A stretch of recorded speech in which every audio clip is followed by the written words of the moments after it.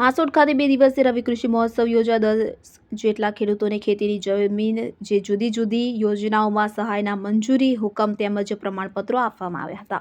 ભરૂચના હાંસોટ એપીએમસીના પટાંગણમાં 2 દિવસીય રવિ કૃષિ મહોત્સવનું આયોજન ખેતીવાડી વિભાગ તરફથી કરવામાં આવ્યું કે જેમાં પ્રથમ દિવસે કૃષિ મંત્રીના કૃષિ વિષયક જીવન પ્રસારણ ઉપસ્થિત ખેડૂતોને બતાવાયું હતું। તારીખ 7/12/2024 દિવસે ધારાસભ્ય અને માજી મંત્રી ઈશ્વરસિંહ પટેલની ઉપસ્થિતિમાં કાર્યક્રમ યોજાયો। તો ઈશ્વરસિંહ પટેલે ખેડૂતોને રવિ પાક અંગે વિસ્તૃત માહિતી સાથે માર્ગદર્શન આપ્યું। 10 જેટલા ખેડૂતોને ખેતીની જુદી જુદી યોજનામાં સહાયના મંજૂરી હુકમ તથા પ્રમાણપત્ર આપવામાં આવ્યા હતા। 15 જેટલા સ્ટોલનું નિરીક્ષણ કર્યું।